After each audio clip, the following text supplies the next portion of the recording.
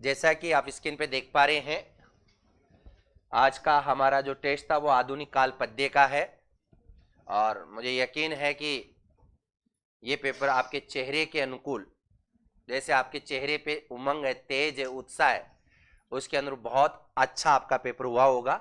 और आपके चेहरे को देखकर एक बात जरूर मैं अनुमान लगा सकता हूं कि पेपर का स्तर बहुत इजी था। कभी तो बोल दिया करो कि यस इजी था।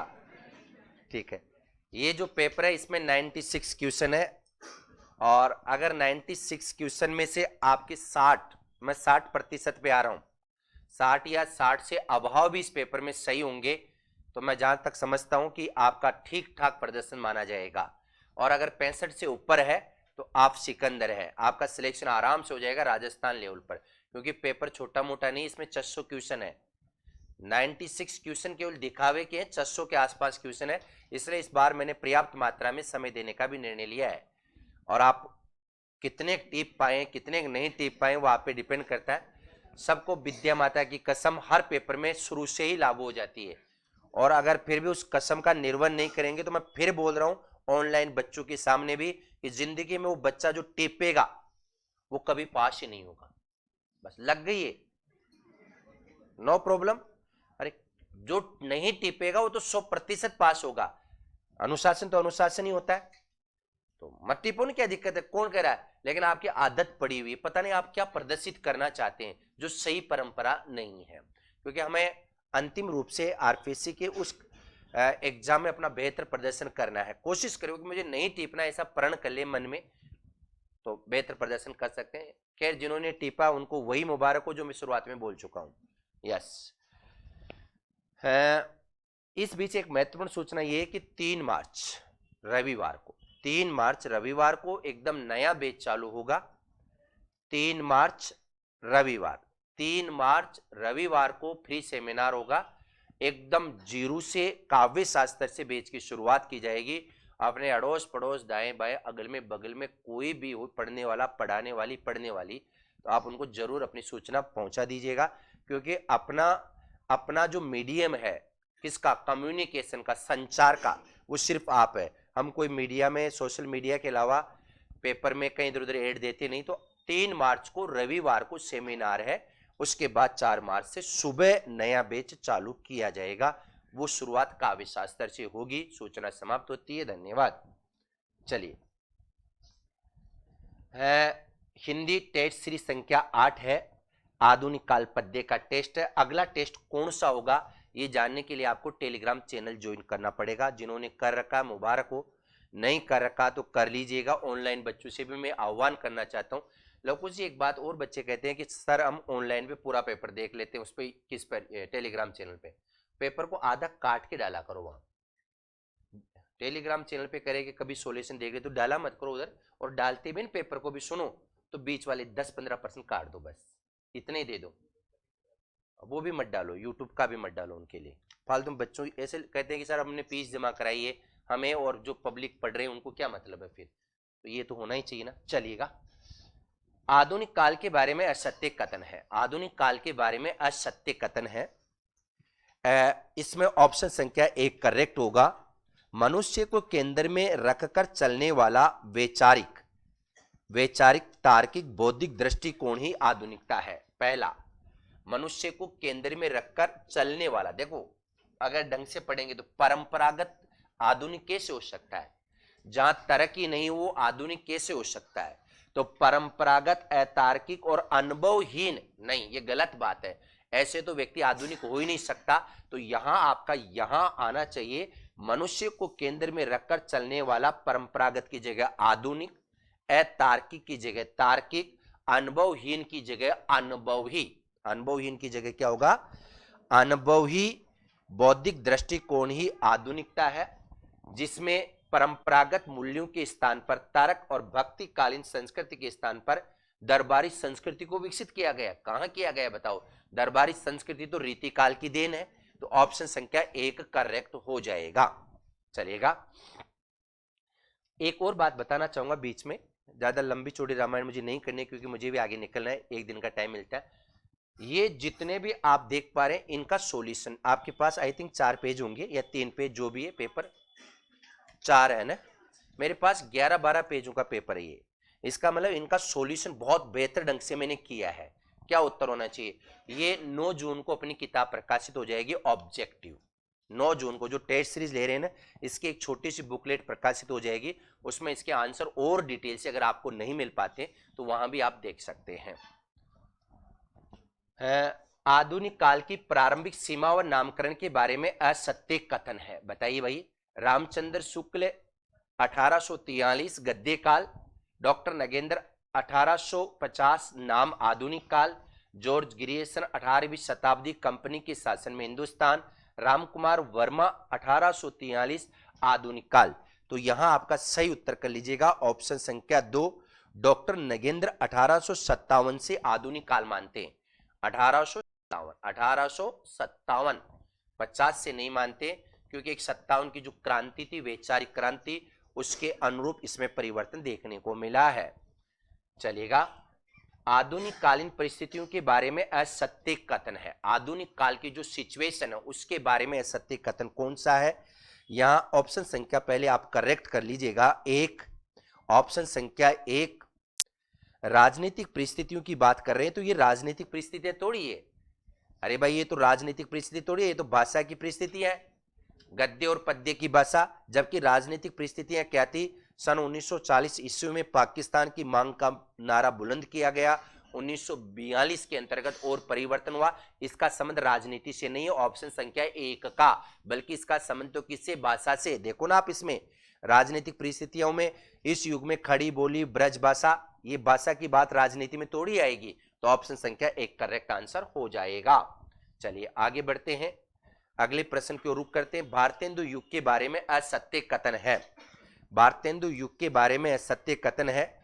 इस मंडल में, ऑप्शन संख्या पहले सही करो 2, ऑप्शन संख्या 2, इस मंडल में सबसे वरिष्ठ सदस्य ये, सबसे कनिष्ठ सदस्य ये, मैंने उल्टा कर दिया है।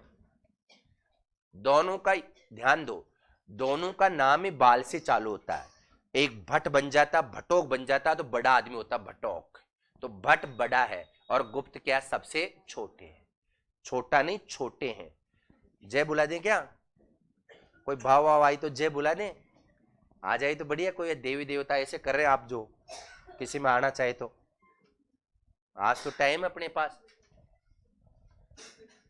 ये बता दी पड़ोसी को कि कौन सी देवी आती है, ताकि उसी की जय बुलाए अपन।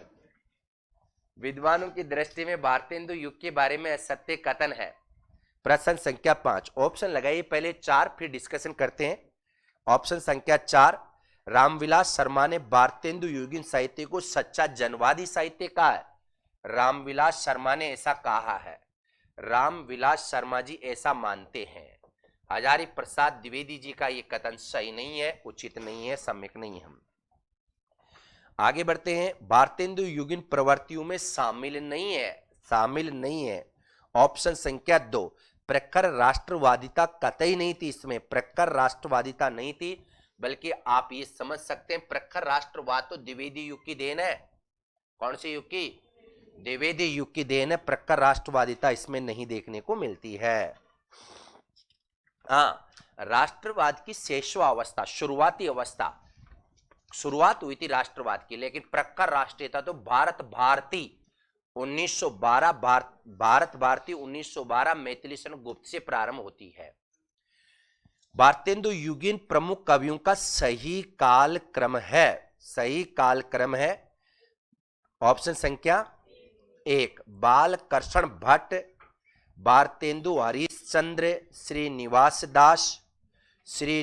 दास, बद्री नारायण चौधरी, ठाकुर जगमोहन सिंह, अंबिका दत्त व्यास, राधा चरण गोस्वामी, राधा कृष्ण दास। बालकृष्ण भट्ट का जन्म 1844 लिख लो आप, पड़ोसी पे प्रभाव मत डालिएगा, अपनी कॉपी में लिखिएगा। बालकृष्ण भट्ट 1844। सबको तोते और तोतियों की तरह मैंने रटवा दिया इनको। फिर भारतेंदु हरिश्चंद्र सबको याद होना चाहिए, 1850। लाला श्रीनिवास दास 1851, लाला श्रीनिवास दास 1851। बद्री नारायण चौधरी प्रेमगन 1855।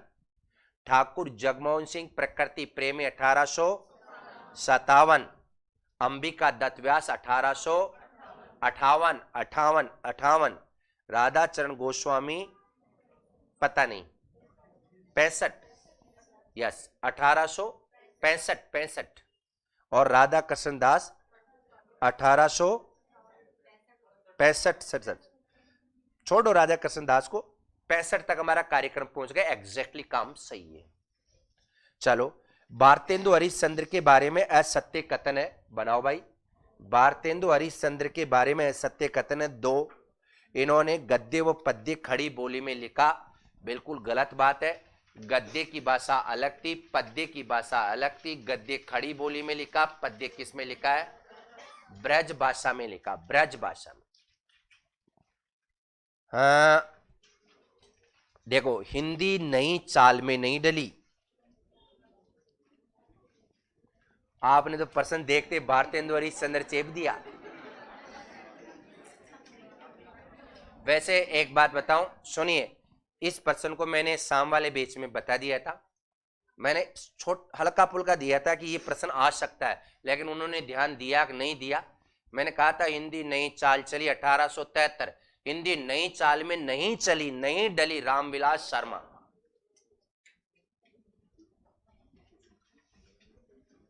रामविलास शर्मा, ये सही है, विरोध किया था उन्होंने। रामविलास शर्मा, अगर सुनो, ये चीजें ऐसे नहीं आती। जब हम गहराई से पढ़ेंगे ना, इस बात का समर्थन नहीं करते हुए, इस बात से असमर्थता दर्शाते हुए रामविलास शर्मा जी ने कहा था कि हिंदी नई चाल में नहीं चली। मैंने अपनी किताब में इन बातों को लिखा है। भारतेंदु हरिश्चंद्र की पत्रिकाओं का सही विकल्प नहीं है। नंबर 2, हिंदी प्रदीप इलाहाबाद से, हिंदी प्रदीप इलाहाबाद से। हिंदी प्रदीप पत्रिका बालकृष्ण भट्ट की है। हिंदी प्रदीप किसकी है? बालकृष्ण भट्ट की है।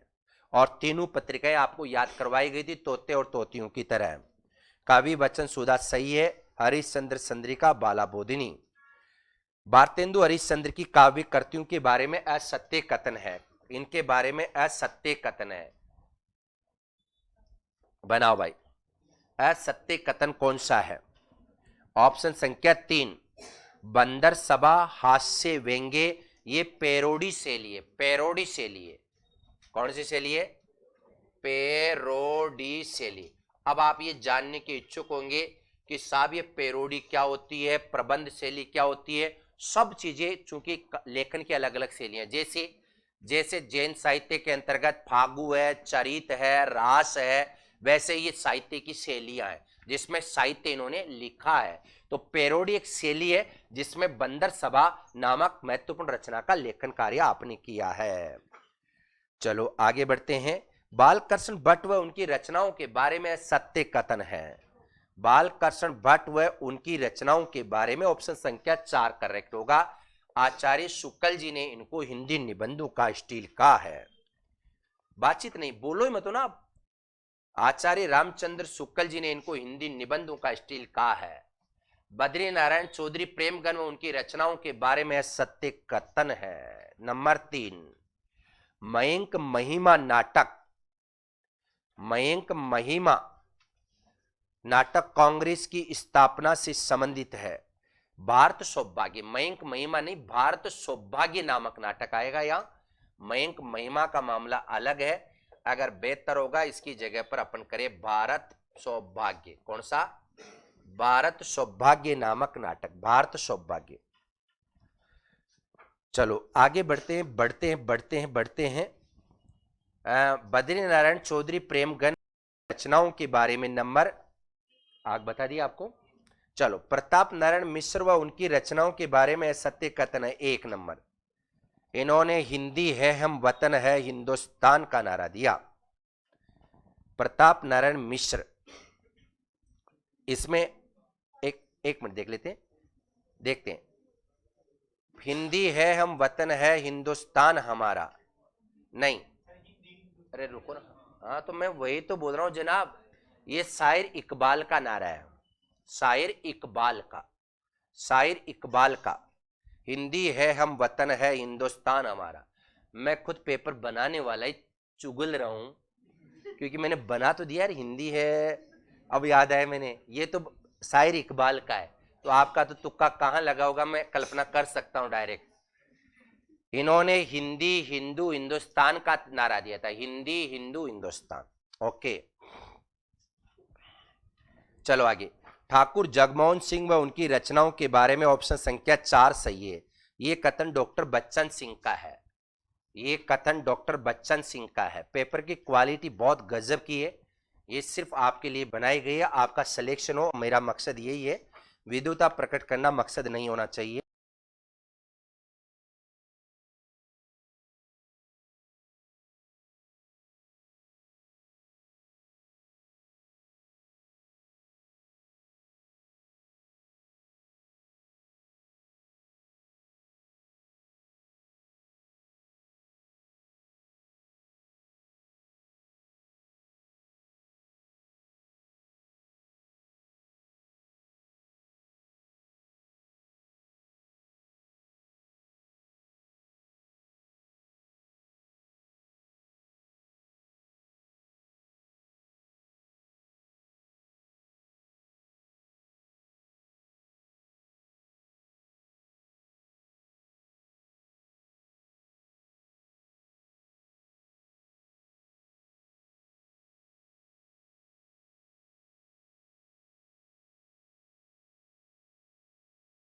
है, ये जितना कम समय में सॉल्यूशन हो इनका उतना बेहतर है।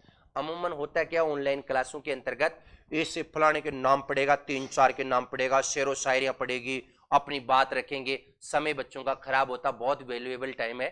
जो आंसर है मैं डायरेक्ट वही बता रहा हूँ, जहां मुझे व्याख्या करनी चाहिए उसी की व्याख्या कर रहा हूँ।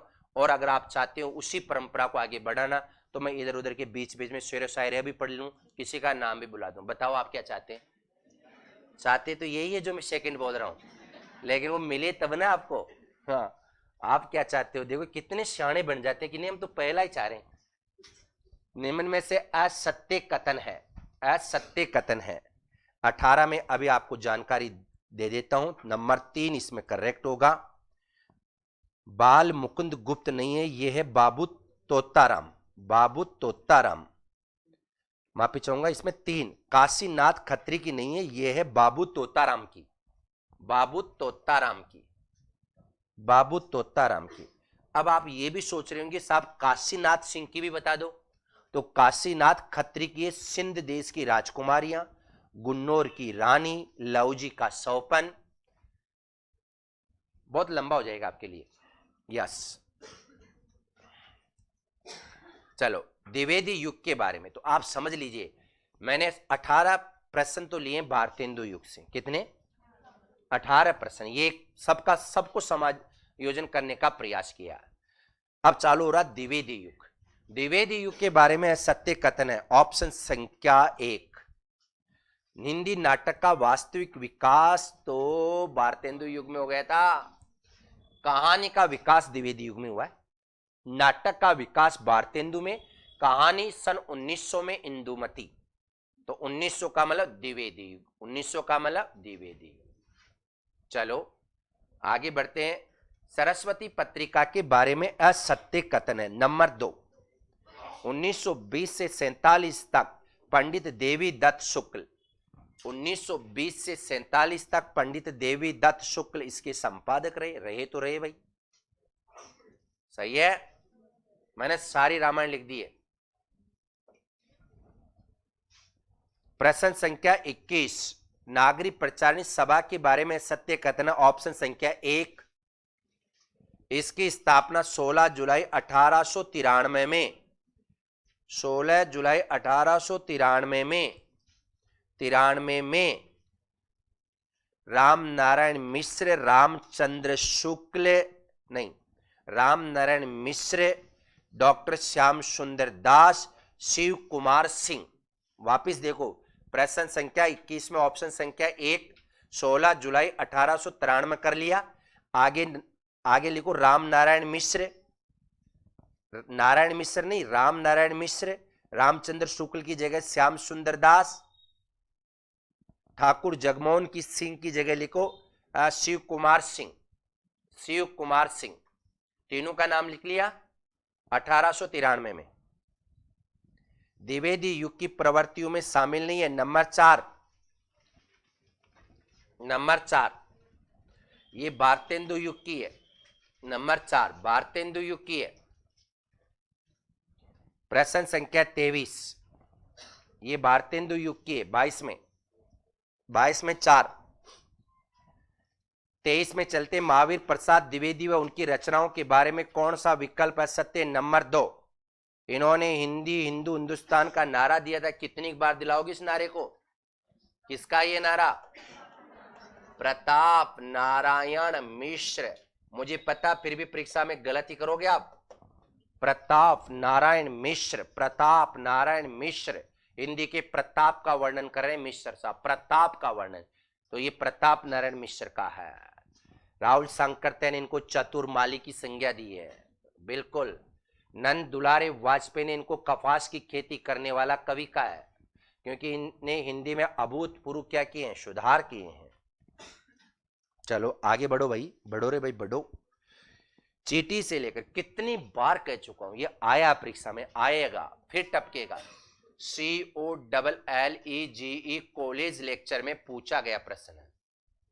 वैसे मैं आपकी जानकारी के लिए स्पष्ट कर देना चाहूंगा, मैंने अपने जीवन काल में कॉलेज लेक्चर का कभी भी टेस्ट नहीं दिया है, सिवाय एक बार के।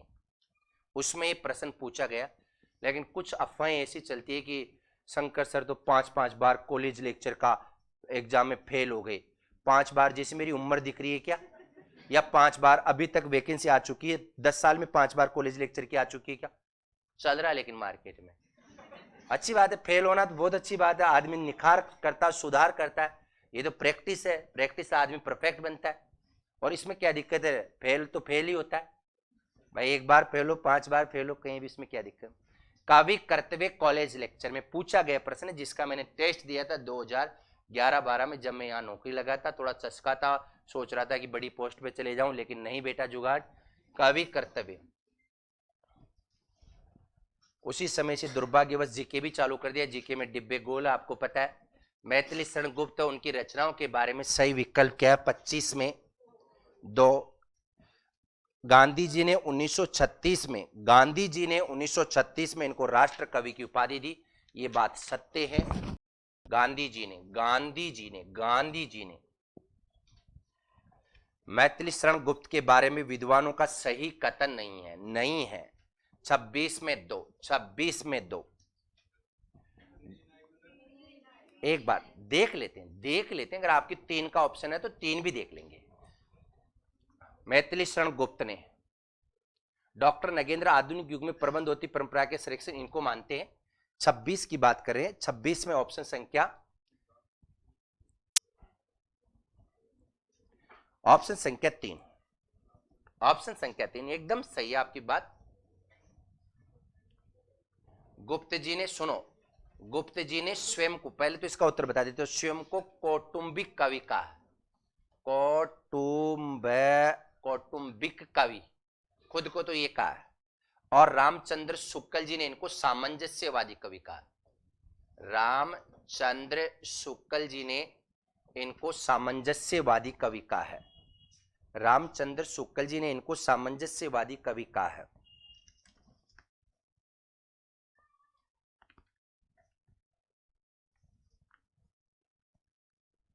चलो आगे बढ़ते हैं।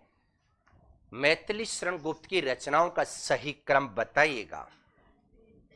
ऑप्शन संख्या 3, जयद्रथ वध 1910, भारत भारती 12, पंचवटी 25, साकेत 31, यशोधरा 32, नहुस 1940, जय भारत 1952।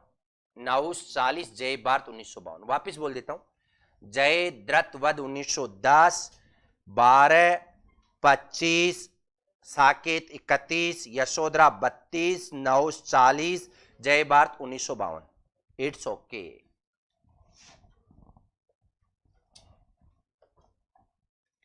गुप्त जी की रचनाओं के बारे में असत्य कथन है। जो भी कथन है सत्य बताओ रे भाई। ऑप्शन संख्या 2, ऑप्शन संख्या 2। एक मिनट, उल्टे सुल्टे नहीं बोलेंगे। अपनी बात आपने जो कर दिया वो सही थोड़ा ही हो, कोई जरूरी है क्या? प्रश्न संख्या 28 को देखिएगा। 28 में ऑप्शन संख्या 2 सही होगा। यहां मैं आपकी जानकारी के लिए बताना चाहूंगा, ये जो वर्णन है ये पंचवटी में है। किसमें? ये पंचवटी में ये वर्णन है, पंचवटी रचना में ये वर्णन है। गुप्त जी की साकेत रचना के बारे में कौन सा विकल्प सही नहीं है? नहीं है, नहीं है।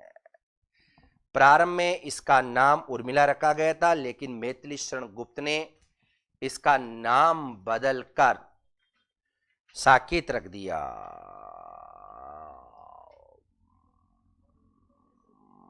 क्या हुआ? क्यों क्यों निराश हो रहे आप? अपना काम देखो, पढ़ो इसको। प्रारंभ में इसका नाम उर्मिला रखा गया था, लेकिन मैथिली शरण गुप्त ने इसका नाम साकेत रख दिया। महावीर प्रसाद द्विवेदी ने रखा था। रे भाई, पड़ोसन पे क्यों प्रभाव डाल रहे हो? गया काम। महावीर प्रसाद द्विवेदी तुम्हारा सही थोड़ा हो सकता है। महावीर प्रसाद द्विवेदी ने, पता आपको ये साकेत है ना, अगर महावीर प्रसाद द्विवेदी जी मार्केट में नहीं आते ना तो साकेत आज तक लिखा ही नहीं जाता।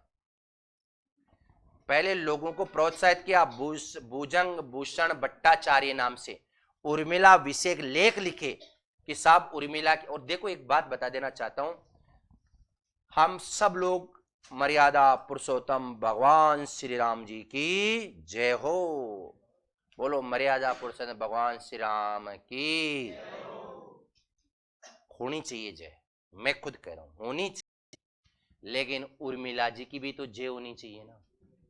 उर्मिला कौन थी पता आपको? लक्ष्मण जी की पत्नी थी। नहीं पता? बहुत सारे को नहीं पता, मुझे भी नहीं पता था जब मैं पढ़ता था, इसलिए मैं तो जीरो से पढ़ाता हूं। उर्मिला लक्ष्मण जी की पत्नी थी।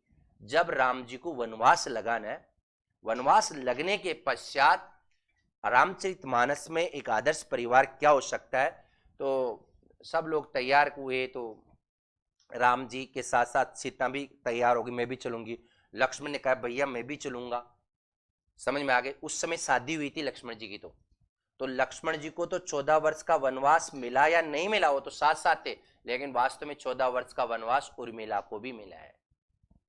When भगवान Shri Ramchandra return to Ayodhya after killing Ravan 14 years ago, 14 वर्ष के बाद भगवान श्री राम रावण को मारकर पुनः अयोध्या में रिटर्न हुए। तो जब वो वापस आए ना तो लक्ष्मण जी अपनी धर्म पत्नी को पहचान ही नहीं पाए। वो सूख के क्या हो गई? ठीठ की हो गई। ये ठीठ की शब्द कहां से ला रहे हो? नया शब्द है। मैं कभी ऐसे शब्दों का इस्तेमाल नहीं करता। अगर आपको एक शंकर सर ने ठीठ की शब्द लाए, नहीं, सूख की क्या हो गई? कमजोर हो गई। तब लक्ष्मण जी उसको पहचान नहीं पाए।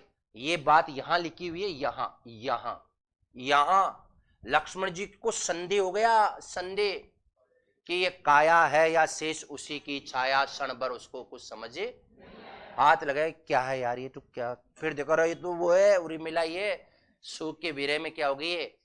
ठीठ की हो गई। हंसो मत, इतना विरह झेल रही है, तुम हंस रहे हो। आंख है बरी बरी और तुम मुस्कुराने की बात कर रहे हो। जिंदगी खपा खपा और तुम दिल लगाने की बात करते। विरोधाभास अलंकार है इसमें, विरोधाभास। वाह, अच्छा तुम तो वाह चले गए। कौन सा अलंकार है? सही में ये विरोधाभास अलंकार है। मैंने आपको 1 मिनट में याद करवाया था विरोधाभास। जिंदगी में कभी नहीं भूलोगी विरोधाभास, कभी भी। जब आपके पोते पड़पोते भी पूछेंगे दादी माँ इसमें बताना क्या होगा, आंख बंद करके बता दो विरोधाभास।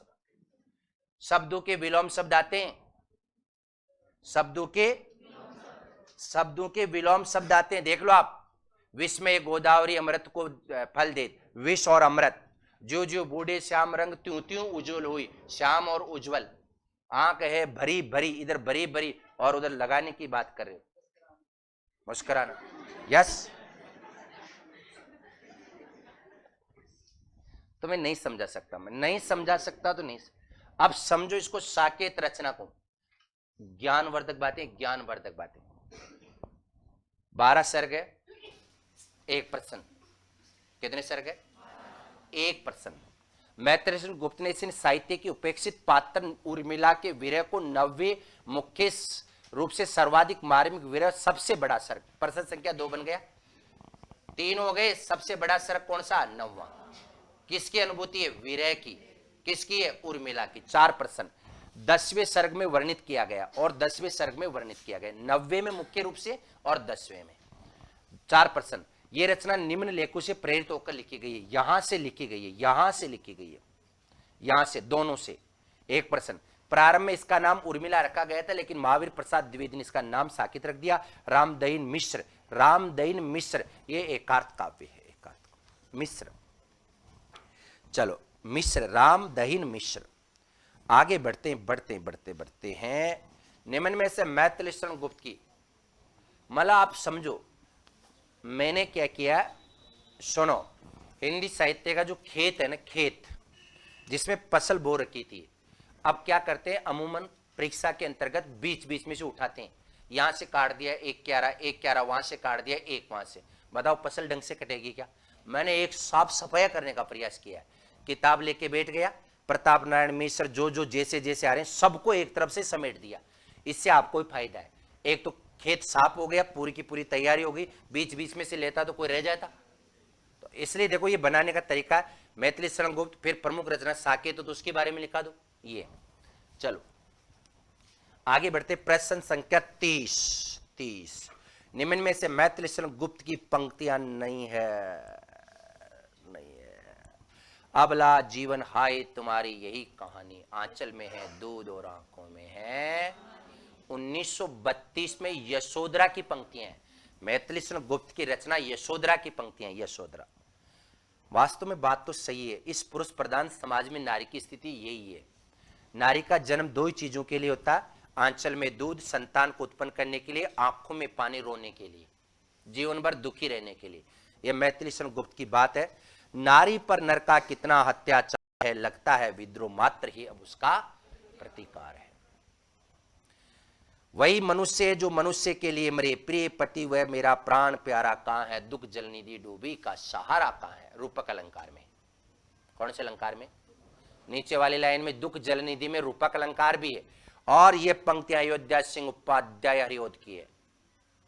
अयोध्या सिंह उपाध्याय हरिओद की पंक्तियां, इसमें रूपक अलंकार भी है। दुख जलनिधि डूबी का सहारा कहां है।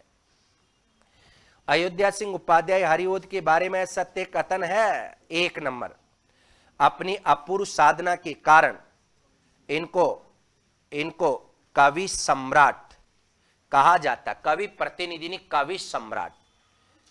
अपनी अपूर्व साधना के कारण इनको कवि सम्राट कहा जाता है। क्या कहा जाता है? कवि सम्राट कहा जाता है। कवि सम्राट इनको कहा जाता है। चलो आगे बढ़ो। कवि सम्राट कहा जाता है। निम्न में से अयोध्या सिंह उपाध्याय हरिओद की रचनाओं के बारे में सत्य हैं। 32 में ऑप्शन संख्या 4। प्रिय प्रवास 1914, पारिजात 37, वैदेही वनवास 40, रस कलश 31, हरिओद सतसई 40।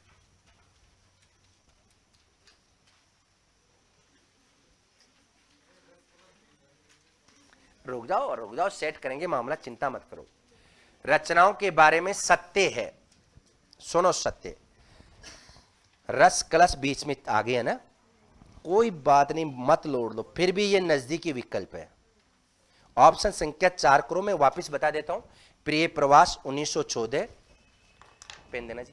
प्रिय प्रवास 1914, पारिजात 1937, वैदेही वनवास सही है, रस कलश ये पहले आनी चाहिए ना,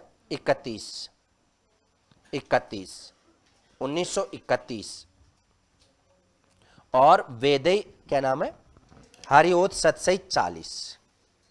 सबसे निकटतम विकल्प यही है।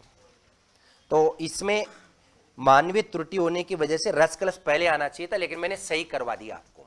रस कलश 31 में है और हरिओद सतसई 40 में। चौथा ऑप्शन ही सही होगा, सबसे नजदीक यही उत्तर। 1 नंबर देख लेते हैं, क्या दिक्कत है, देख लेते। रस कलश 1931, पारिजात 37, वैदेही वनवास 1940, हरिओद सतसई 1940। सुनो फिर दूसरे पे चलो एक बार। वैदेही वनवास 1940, हरिओद सतसई 1940। वैसे तो इसमें पहला सही हो गया, नहीं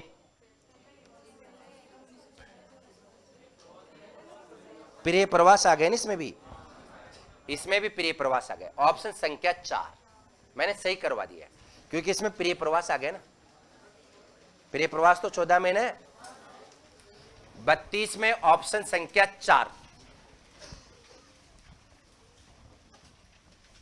देखो ये वाला मामला, इसमें ये मामला बस 1914, 1937, 1931, 1940, 1940, इसको सही कर लो। चलो आगे। अयोध्या सिंह उपाध्याय हरिओद की प्रिय प्रवास रचना के बारे में कौन सा विकल्प सत्य है? 4।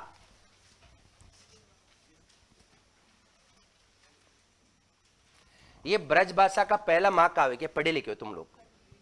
खड़ी बोली का प्रथम महाकाव्य, ब्रज भाषा का महाकाव्य नहीं, खड़ी बोली का महाकाव्य। 4। चलो आगे बढ़ते हैं। रचनाओं के बारे में असत्य कथन, असत्य कथन बनाओ। 3 नंबर। ये गया प्रसाद शुक्ल सनेही की है, गया प्रसाद शुक्ल सनेही, गया प्रसाद शुक्ल सनेही की है, गया प्रसाद शुक्ल सनेही की रचना है। रचनाओं के बारे में सत्य कथन है। नंबर 3 बनाओ। नाथूराम शर्मा शंकर, ये मृत्युंजय राय देवी प्रसाद पूर्ण की है, राय देवी प्रसाद पूर्ण की है। 3 नंबर राय देवी प्रसाद पूर्ण की है। शंकर की तो शंकर सर्वस्व, शंकर सरोज अनुराग रत्न गरबंडा रहस्य, ये थी। छायावाद, तो अब आप देखो द्विवेदी युग में 18 के बाद 16% द्विवेदी युग से इसमें छायावाद आ गया। छायावाद के बारे में असत्य कथन है, बनाओ और भाई कौन सा कथन है सत्य करना चाहो। नंबर 2, ये विरोधी पत्र थोड़ा, ये तो समर्थक पत्र है, समर्थन करने वाला पत्र है भाई, समर्थन पत्र है। मतलब आप ये जो मैं प्रश्न बना रहा हूं इसे किताब बना सकते हैं, एक किताब लायक प्रश्न, पूरा का पूरा सब चीजें सारांश है। ये इसका प्रबल नहीं, ये इसका समर्थक पत्र है साथियों। निम्न में से छायावाद के बारे में सत्य कथन है, बनाओ रो भाई। ऑप्शन संख्या छायावाद के बारे में सत्य कथन है। नंबर 4, छायावाद के ब्रह्मा विष्णु महेश दुर्गा क्रमशः प्रसाद पंत निराला महादेवी है। वापिस बोलता हूं 37 में 4, प्रसाद पंत निराला महादेवी, प्रसाद पंत निराला महादेवी। पढ़ो ढंग से, कलिया मैंने चेंज किया क्रम नीचे।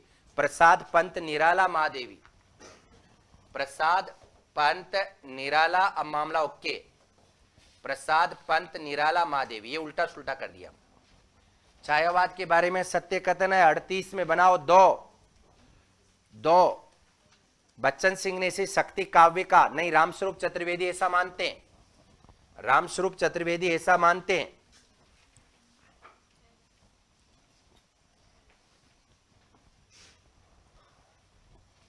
बच्चन सिंह क्या कह रहे हैं? छायावाद स्वच्छंदतावाद है। बच्चन सिंह ने तो कहा छायावाद क्या है? स्वच्छंदतावाद है। छायावाद उदय के कारणों में शामिल 39 में 1, 39 में 1, 39 में 1, बिल्कुल। जयशंकर प्रसाद आचार्य, यह आचार्य शुक्ल के स्थान पर हजारी प्रसाद द्विवेदी आएंगे, शुक्ल जी के स्थान पर हजारी प्रसाद द्विवेदी आएंगे इसमें, सही है। 39 छायावाद के उदय के कारणों में शामिल नहीं है, आ गए ना, ठीक है।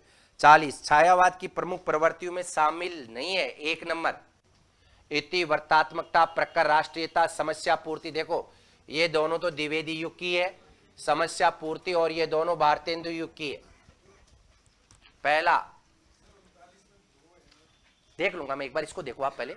इति वर्तात्मकता और प्रखर राष्ट्रीयता, ये दोनों तो द्विवेदी युग की है और ये दोनों भारतेंदु युग की। कर लिया ऑप्शन संख्या 1। इनका प्रश्न है कि 39वां एक बार फिर से देखा जाए, देख लेते हैं। चलो, छायावाद के उदय के कारणों में शामिल नहीं है, तो 39 में ऑप्शन संख्या 1 होगा। ऐसा आचार्य अपन मानते हैं, हजारी प्रसाद द्विवेदी मानते हैं, ऐसा हजारी प्रसाद द्विवेदी जी ऐसा मानते हैं, द्विवेदी जी ऐसा मानते हैं।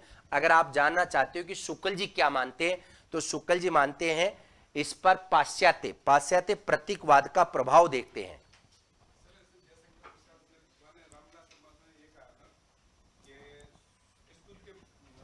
किसने कहा?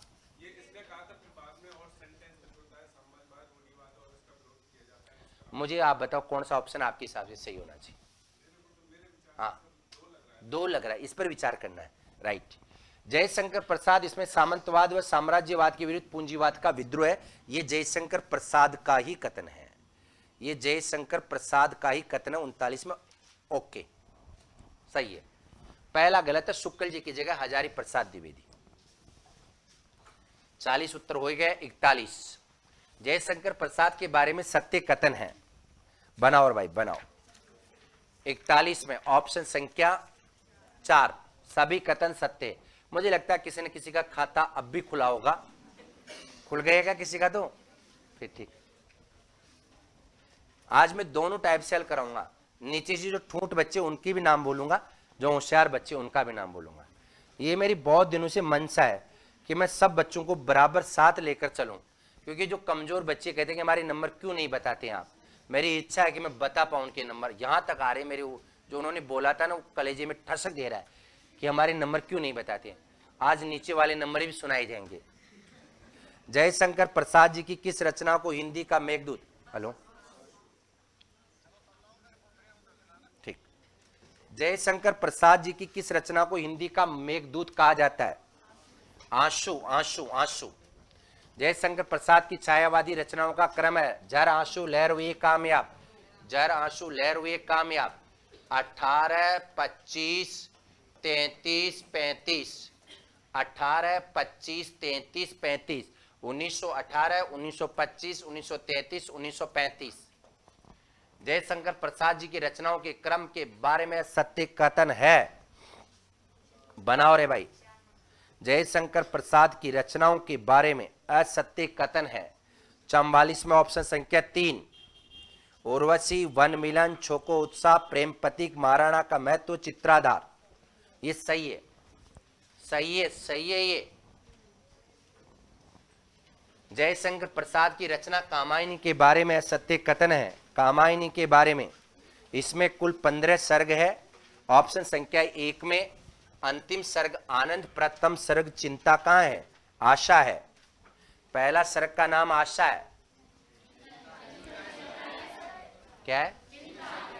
ठीक है, चिंता के बाद आशा के बाद, बस ठीक है। बहुत चिंता होती है जब पृथ्वी क्या हो जाता है, प्रलय हो जाता है। जयशंकर प्रसाद की रचना कामायनी के बारे में सत्य कथन है, बनाओ भाई बनाओ।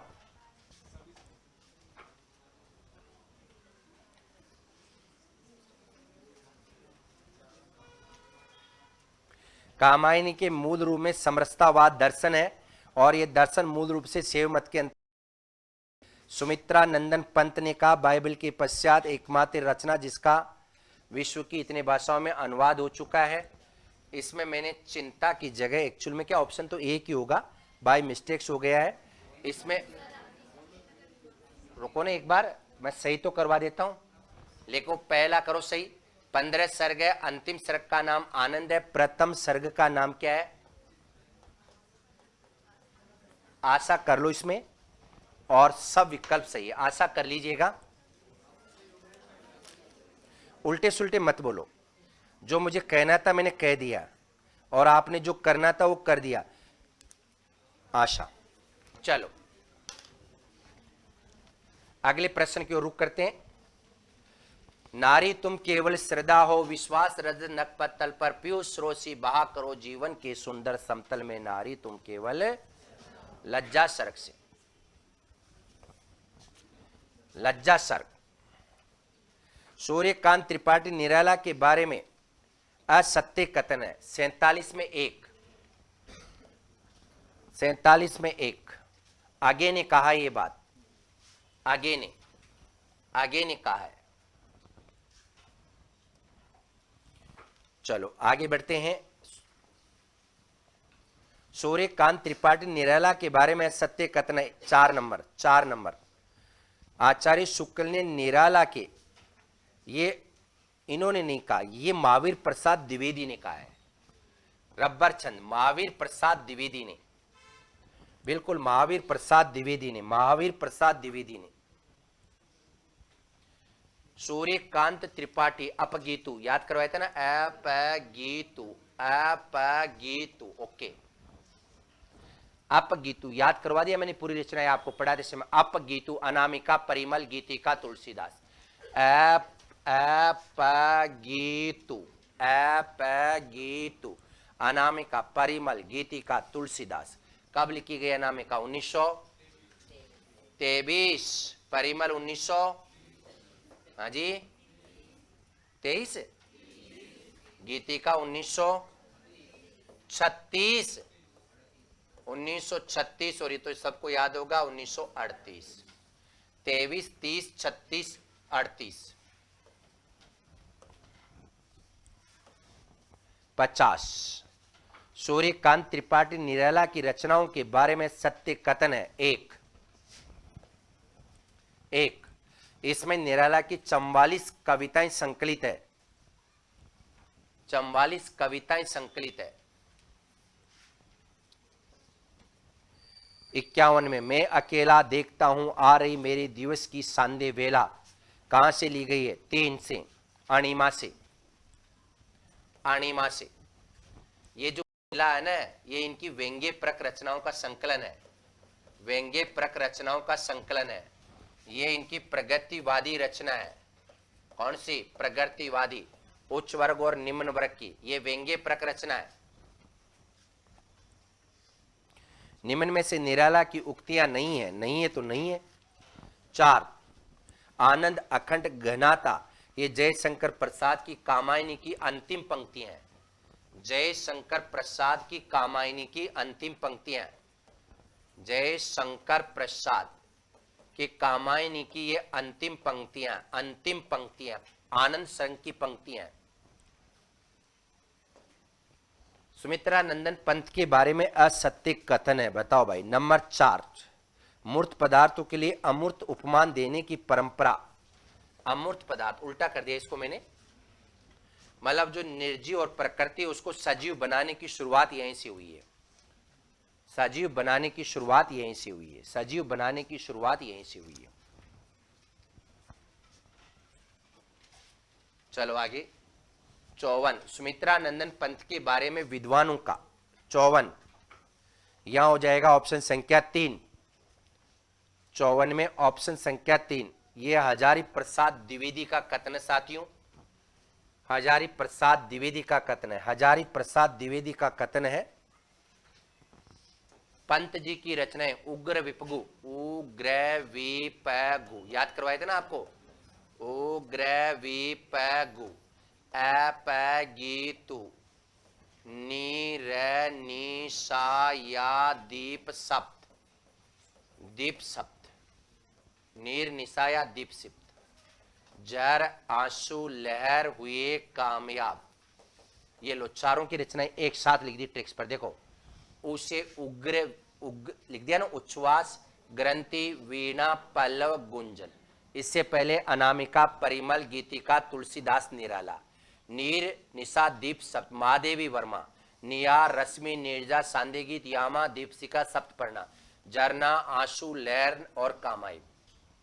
पहला कब लिखी गई थी? उच्छ्वास 1900, ग्रंथि 1900, वीणा 1900,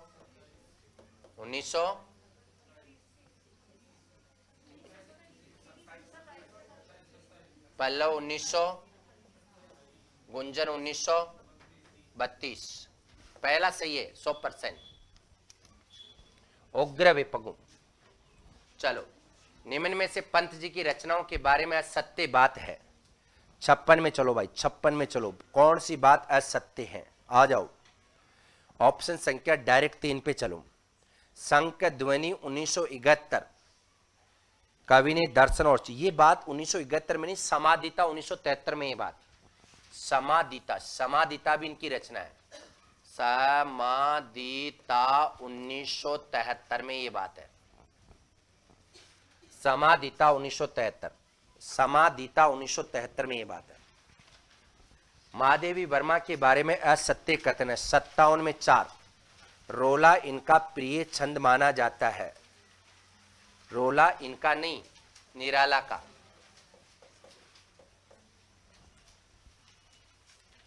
रोला निराला जी का प्रिय छंद है, निराला जी का प्रिय छंद है।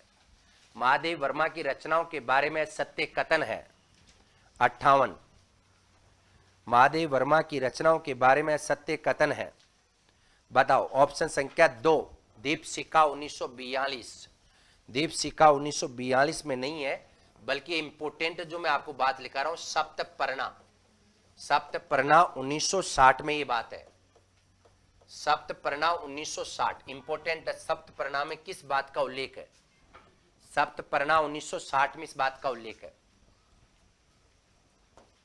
निम्न में से महादेव वर्मा की पंक्तियों में शामिल नहीं है। मिलन का नाम मतलब में विरह में चीर हूं मैं, नीर बरी दुखी बदली उमड़ी कलती मिट आज चली, परिचय इतना कहो को नो, ये पंत जी का है। Number 3 Sumitranandan Pant, number 3 Sumitranandan Pant. चलो आगे बढ़ते हैं। छायावादी कवियों की रचना के बारे में सम्मिलित है 60 में। ऑप्शन संख्या 1, ऑप्शन संख्या 1, ये उदय शंकर भट्ट की है। राम कुमार वर्मा के आगे डेस लगाओ, राम कुमार वर्मा के आगे डेस लगा दीजिएगा, लगा दिए डेस, राम कुमार वर्मा, इसके आगे डेस लिखना है, लगाइएगा। राका ये उदय शंकर भट्ट की है, किसके, ये उदय शंकर भट्ट की है, उदय शंकर भट्ट की है, उदय शंकर भट्ट की है। लो जी, चलो थोड़ा सा जटिल आएगा पेपर। हरिवंश राय बच्चन के बारे में कौन सा विकल्प सही नहीं, नंबर 4, नंबर 4, ये मधुलिका ये रामेश्वर शुक्ल अंचल की है, 61 में 4, रामेश्वर शुक्ल अंचल की है, रामेश्वर शुक्ल अंचल की रचनाएं हैं। हरिवंश राय बच्चन की आत्मकथा कितने भागों में, 4, आपको रटवाया गया, रटवाया गया, रटवाया गया, 4 भागों में। पहला क्या बोलूं क्या याद करूं, दूसरा नीड का निर्माण, तीसरा बसेरे से दूर, 10 द्वार से सोपान तक। चलो, सिया राम शरण गुप्त के बारे में कौन सा विकल्प है सत्य, नंबर 3, ये नकुल इनका खंड काव्य है, महाभारत के कथानक को लेकर रचा गया है। नकुल है ना, ये जो बात है ना, नकुल में नहीं है, ये आत्मो उत्सर्ग में है। गणेश शंकर विद्यार्थी आत्मो उत्सर्ग रचना में, आत्मो उत्सर्ग रचना में है, आत्मो उत्सर्ग रचना में है। माखनलाल चतुर्वेदी व उनकी रचनाओं के बारे में सत्य कथन बताइए। 64 में 1, कवि कुछ ऐसी तान सुनाओ जिससे उथल पुथल मच जाए, एक लोर इधर से आए, एक लोर उधर से आए, बालकृष्ण शर्मा नवीन, किसकी है ये, बालकृष्ण शर्मा, ये सेट में पूछी गई, बालकृष्ण शर्मा नवीन की पंक्तियां हैं। बालकृष्ण शर्मा नवीन के बारे में, नवीन व उनकी रचनाओं के बारे में सही कथन है नंबर 4, ये सुभद्रा कुमारी चौहान की है। बिल्कुल ये तो इंपॉर्टेंट है, याद करना चाहिए आपको। सुभद्रा, सुभद्रा कुमारी चौहान, सुभद्रा कुमारी चौहान, ये सुभद्रा कुमारी चौहान की है। चलो आगे, रचनाकारों व रचनाओं के बारे में असत्य कथन है 66 में। ऑप्शन संख्या 2, जगन्नाथ प्रसाद मिलन, ये कलेजे के टुकड़े केदारनाथ मिश्र प्रभात का है। केदारनाथ मिश्र प्रभात के हैं, केदारनाथ मिश्र प्रभात के हैं, केदारनाथ मिश्र प्रभात के हैं, केदारनाथ मिश्र प्रभात के हैं। प्रगतिवाद के बारे में असत्य कथन है, असत्य कथन है। ऑप्शन संख्या 3, ईश्वर के प्रति आस्था कहीं भी नहीं है। ईश्वर के प्रति आस्था 67 में 3, 68 में प्रगतिवाद की विशेषताओं में नंबर 2, ये छायावाद की है, ये छायावाद की है। 68 में जो नंबर 2, ये छायावाद की विशेषता है, प्रगतिवाद की नहीं, छायावाद की है।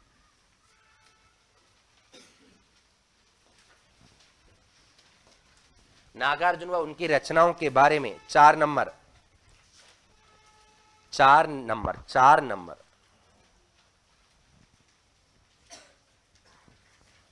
ये नहीं है, ये प्रेत का बयान है ना, वो व्यंग्य प्रक रचना है। प्रेत का बयान इनकी व्यंग्य प्रक रचना है। प्रेत का बयान ये भी इनकी रचना, यही व्यंग्य प्रक रचना, व्यंग्य प्रक रचना है। केदारनाथ अग्रवाल व उसकी रचनाओं के बारे में सत्य कथन है। नंबर 1, मुक्तिबोध ने त्रिलोचन शास्त्री को अवध का किसान कहा है। मुक्तिबोध ने, किसने? मुक्तिबोध ने, इन्हें, इनको नहीं, किनको? त्रिलोचन शास्त्री को। किनको? त्रिलोचन शास्त्री को, त्रिलोचन शास्त्री को, त्रिलोचन शास्त्री को अवध का किसान कहा है। कितनी गजब की बातें लिखी, अगर आप पढ़ते जाओ तो मजा आए, लेकिन कम से कम इसके लिए आपको 4-5 घंटे घर जाके एनालिसिस करने का टाइम मिलना चाहिए, विश्लेषण का। चलो आगे। त्रिलोचन शास्त्री व उनकी रचनाओं के बारे में 4 नंबर। रामविलास शर्मा ने तुलसीदास को हिंदी का जातीय कवि कहा। इनको नहीं, बल्कि किसको? तुलसीदास को हिंदी का जातीय कवि का, तुलसीदास को हिंदी का जातीय कवि का। रचनाकारों व रचनाओं के बारे में असंगत कथन है। 2 नंबर, 72 में 2 नंबर। ये जो रचनाएं हैं पूंजीवाद समाज के प्रति, ये गजानन माधव मुक्तिबोध की है, गजानन माधव मुक्तिबोध की है, गजानन माधव मुक्तिबोध, गजानन माधव मुक्तिबोध की रचनाएं है। आगे बढ़ो। प्रयोगवाद के बारे में असत्य कथन है। 73 में 3, रामस्वरूप चतुर्वेदी। 73 में 3, प्रयोगवादी, ये रामविलास शर्मा का कथन है, रामविलास शर्मा जी का कथन है, ये रामविलास शर्मा जी का कथन है, रामविलास शर्मा जी का कथन है। प्रयोगवाद की प्रमुख प्रवृत्तियों में शामिल नहीं है प्रयोगवाद। 74 में ऑप्शन संख्या 1, ये नई कविता की प्रवृत्तियां हैं। कितना आगे बढ़ रहा हूं मैं बताओ। जहां न पहुंचे रवि वहां पहुंचे कवि, जहां आप सोचते हो वहां तो मैं चालू करता हूं। ये नई कविता की है, इससे आगे वाले की नई कविता की प्रवृत्तियां, नई कविता की प्रवृत्तियां। तार सप्तक 1943 में शामिल कवि नहीं है। नंबर 4, नंबर 4 पता आपको? पता ना? तोते और तोते की तरह रटाई था ना। रुको रुको, मत बोलो आप, मत बोलो तो मत बोलो। आप नहीं बोलेंगे तो अच्छा रहेगा। कोई नहीं बोलेगा, कोई नहीं बोलेगा, कोई नहीं बोलेगा। हरा, सूरा और श्री, श्री स्वन। पहला, दूसरा, चौथा, तीसरा। के, की, कु, वे, प्रसम। ये बोनस दे दिया, कहीं नहीं मिलेगी ट्रिक से। मैं बताना नहीं चाह रहा था, ये सभी चीजें अगर पब्लिक कर देंगे तो फिर अपने पास पढ़ने कौन आएगा। इसलिए कुछ चीजें रहने दिया करो, आप मत बोला करो। फिर आप अगर आपको बताया दूसरा भी टिप लिया तो, इसलिए मैं तीसरा बताना नहीं चाह रहा, लेकिन तुम्हारी क्या पता नहीं क्या लग रही थी कि बताओ वो भी। ये पहला तार सप्तक के कवि हैं ये वाले, अगरा गिने प्रभा, देख लो आप। आगे गर्जानंद, गिरजा कुमार, रामविलास शर्मा, गिरजा नेमिचंद जैन, प्रभाकर महाचिवे, भारत भूषण करवा। नकेनवाद, प्रपद्यवाद 1956 के बारे में सत्य कथन, बताओ ये ज्ञान की बात है तो है ज्ञान की बात, इसमें क्या दिक्कत है? बनाओ भाई बनाओ रे। नकेनवाद 1900 के बारे में ऑप्शन संख्या 1 डॉक्टर बच्चन सिंह के अनुसार, ये शुक्ल जी का कथन है, बच्चन सिंह ऐसा मानते हैं। आगे के बारे में सत्य कथन है, आगे के बारे में 4 सभी कथन सत्य है। आगे की रचनाओं में शामिल नहीं है, आगे की रचनाओं में शामिल नहीं है। 1 इंद्रधनु रोंदे हुए, 78 में ऑप्शन संख्या 1, ये इंद्रधनु रोंदे हुए, इसमें ये बात नहीं है, बल्कि ये बात है बावरा अहेरी में। बावरा अहेरी में ये जो आगे बात लिख रखी है, ये बावरा अहेरी इनकी एक रचना है, बावरा अहेरी। ये लो,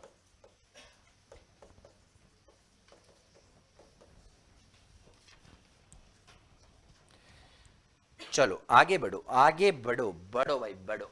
79 में ऑप्शन संख्या 2 करो, 79 में ऑप्शन संख्या 2, ये भवानी प्रसाद मिश्र की रचना ही है, भवानी प्रसाद मिश्र।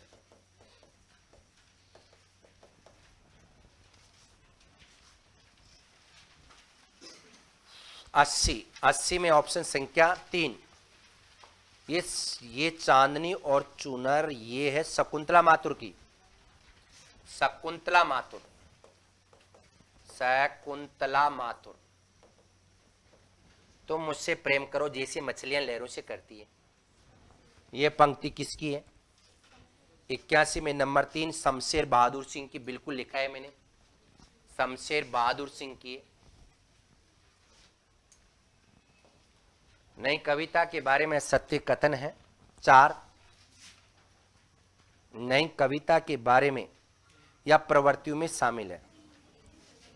82 की बात कर रहे हैं अपन पहले, 82 में 3, 82 में 3,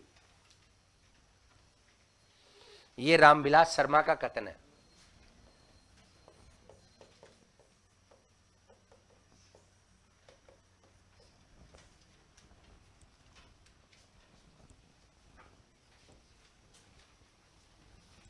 ऑल ऑफ दीज सारे सही है।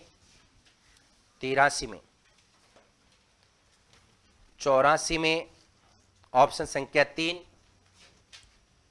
ऑप्शन संख्या 3, 84 में ऑप्शन संख्या 3,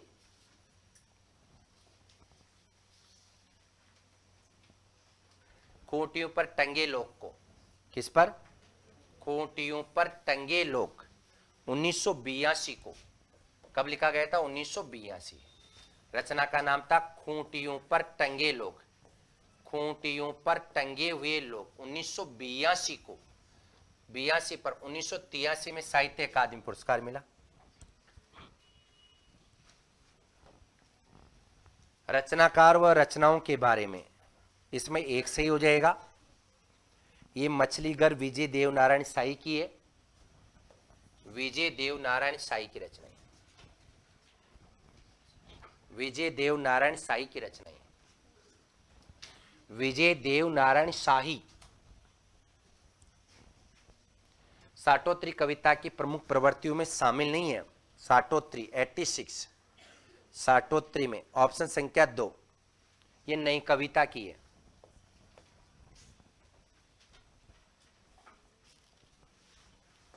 धूमिल के बारे में सत्य कथन है 4,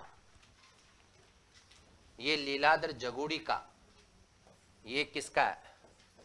लीलाधर जगुड़ी का प्रथम काव्य संग्रह, लीलाधर जगुड़ी का प्रथम काव्य संग्रह। लीलाधर जगुड़ी, ये दुमिल का नहीं, लीलाधर जगुड़ी का प्रथम काव्य संग्रह है। लीलाधर जगुड़ी का प्रथम काव्य संग्रह 88 में अशोक वाजपेयी की रचनाओं में शामिल है। 88 में 2। ये प्रोफेसर किसकी है? ये जयनाथ नलिन की रचना है। 88 में ऑप्शन संख्या 2 करो। धरती के बोल, देवयानी, पांचाली, यामिनी, ये जयनाथ नलिन की रचनाएं हैं। जयनाथ नलिन की रचनाएं हैं। जयनाथ नलिन की रचना है। जयनाथ नलिन की रचना है। ये सोमदत्त की रचनाएं हैं। 89 में सोमदत्त की रचनाएं, पुरखों के कोठार से किससे अरबों है, सोमदत्त की रचनाएं हैं। 90 रचना व रचनाकारों के बारे में सत्य कथन है। 90 में ऑप्शन संख्या 3, ऑप्शन संख्या 3 करो। ये विनोद कुमार शुक्ल की रचनाएं है। विनोद कुमार शुक्ल की रचनाएं, विनोद कुमार शुक्ल की रचनाएं, ये विनोद कुमार शुक्ल की रचनाएं हैं। 91 में ऑप्शन संख्या 1 सही हो जाएगा। 91 में ऑप्शन संख्या 1, ये सोने सपाट श्रीराम वर्मा की है। श्रीराम वर्मा की है। श्रीराम वर्मा की है। श्रीराम वर्मा की रचनाएं हैं। श्रीराम वर्मा की रचनाएं हैं। इसमें ऑप्शन संख्या 4 हो जाएगा, मंगलेश डबराल, ये आलोक धनवा की है। आलोक धनवा की है। आलोक धनवा, आलोक धनवा की रचनाएं 4, आलोक धनवा की रचना है। प्रश्न उठता मंगलेश डबराल की क्या है? मंगलेश डबराल की है हम जो देखते हैं। हम जो देखते हैं, हम जो देखते हैं, आवाज भी एक जगह है। आवाज भी एक जगह है। एक जगह है। और इसके बाद में और रचनाओं की बात करें तो पहाड़ पर लालटेन भी इनकी है। पहाड़ पर लालटेन किसकी बात कर रहा हूं मैं? मंगलेश डबराल की। ये रचना है तो आलोक धनवा की, मंगलेश डबराल की ये है। तीनों, हम जो देखते हैं, आवाज भी एक जगह है, पहाड़ पर लालटेन। पहाड़ पर लालटेन। रचना व रचनाकारों के बारे में सत्य कथन 2। ये मौसम खुले विकल्पों के माधव कौशिक की है। माधव कौशिक की है। माधव कौशिक की है। वापस बता देता हूं। 93 में, एक मिनट रुको रुको आराम से। 93, ये ऑप्शन संख्या 1 ओम प्रकाश निर्मल का नहीं है। पहले इसमें देखो। 93 में ये अरुण कमल का है। अरुण कमल का। अरुण कमल। नेट में बहुत सारे प्रश्न यहां से टपकेंगे। लेटेस्ट राइटर है, लेटेस्ट राइटर। चलो आगे। रचना व रचनाकारों के नाम में ऑप्शन संख्या 2, ये इनका नहीं है। हरमेंद्र सिंह बेदी का नहीं है। ये दोका है। दोका मतलब ये किसका है? ये है आपका माधव कौशिक का। किसका है? माधव कौशिक। माधव कौशिक। माधव कौशिक। माधव कौशिक। चलो, चतुर्थ सप्तक 1979 में शामिल नहीं है। बताओ। अच्छा, निम्न में से धूप उदास है। धूप उदास है। नंबर 2 गीता डोगरा। धूप उदास है गीता डोगरा। गीता डोगरा। गीता डोगरा। गीता डोगरा का। हाँ,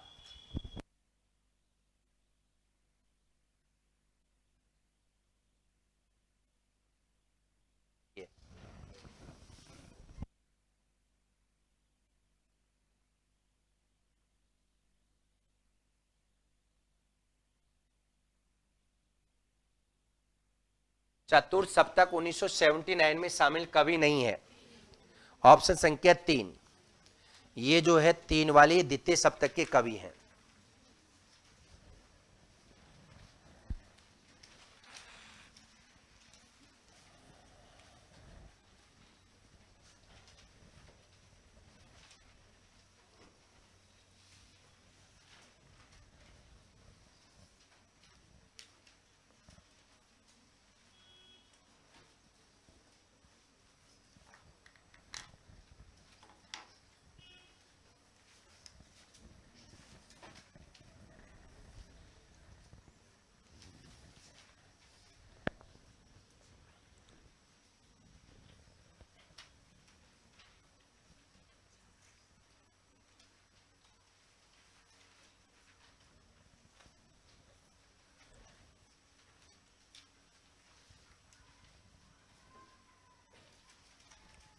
तो जोरदार तालियों के साथ स्वागत करूंगा मैं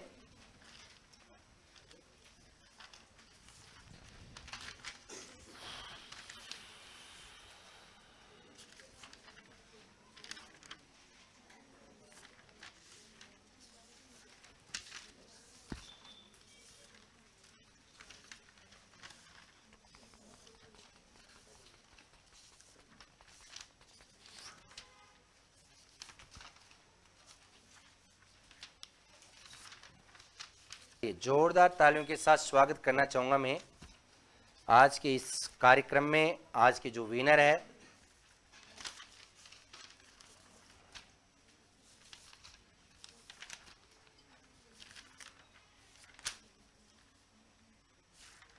चलिए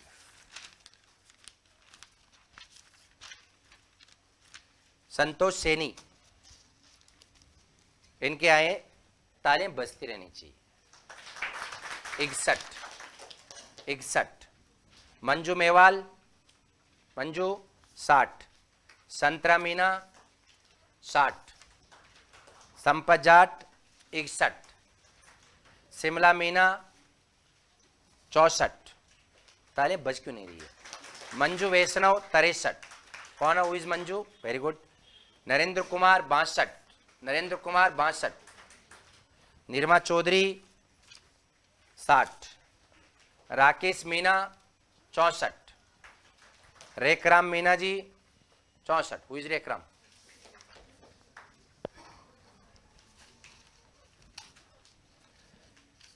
ये 65 से नीचे वाले।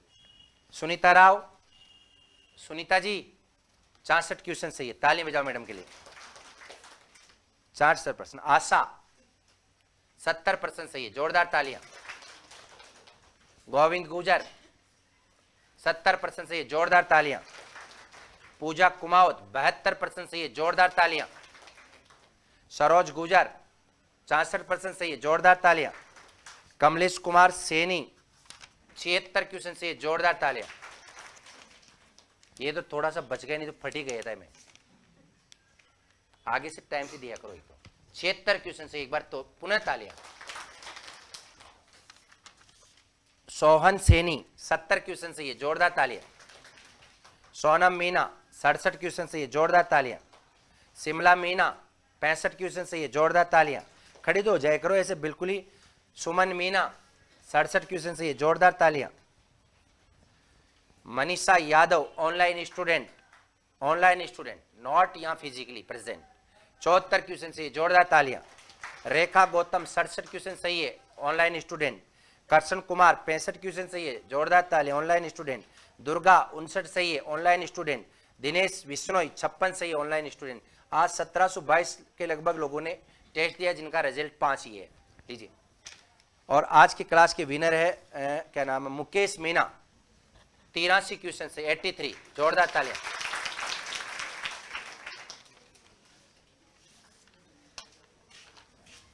इसकी फोटो खींच के मुझे अभी भेजो, इस पेपर की अभी का अभी। इसमें मिस्टेक्स मैं सुधरवा दूं, आपके उससे भेज दो।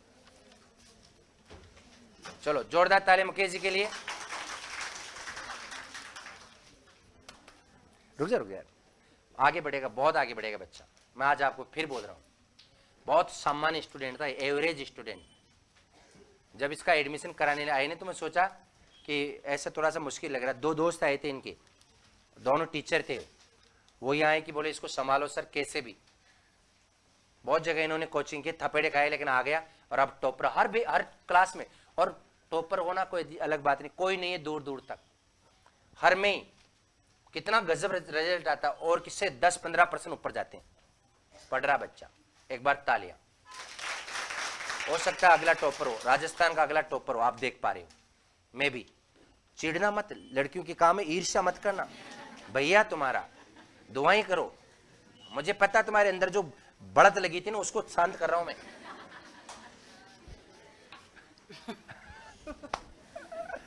यस, सेकंड रैंक 76, यस आइए। बहुत अच्छा स्टूडेंट है। आज तो इन्होंने कह लिया सर फाड़ो मत, तो लेट दिया था। मुझे पता था कि होशियार है, पेन नहीं मिलता, अगर उससे मैं फाड़ देता था मैं। आगे से ध्यान रखेंगे। बजाओ ताली। बहुत आगे जाएगा बच्चा, ये भी लगातार मेहनत करा, अच्छा स्टूडेंट। नंबर 3 76 ना आपके, 75, 74, 73, 70, अबाउट 70 और किसके? यस, आप कितने? 70, 72। यस, आप कितने? आज आइए आइए आइए please, welcome and collect your prize. तालियां बजाओ, दुआ करा करो दीदियों के लिए, दुआ। ऐसे मत क्या करो कि जैसे जैसे तुम्हारे अंदर परंपरागत भाव होता है। तालियां बजाओ जोर से, थैंक यू। अगला टेस्ट किसका मुझे आइडिया नहीं, बताएंगे? हिंदी ग्रामर का, तैयारी करके आइएगा। शुभकामनाएं, बेस्ट ऑफ लक। मुझे जाने दीजिए, मुझे जाने दीजिए, मुझे एक बार निकलने दीजिए प्लीज।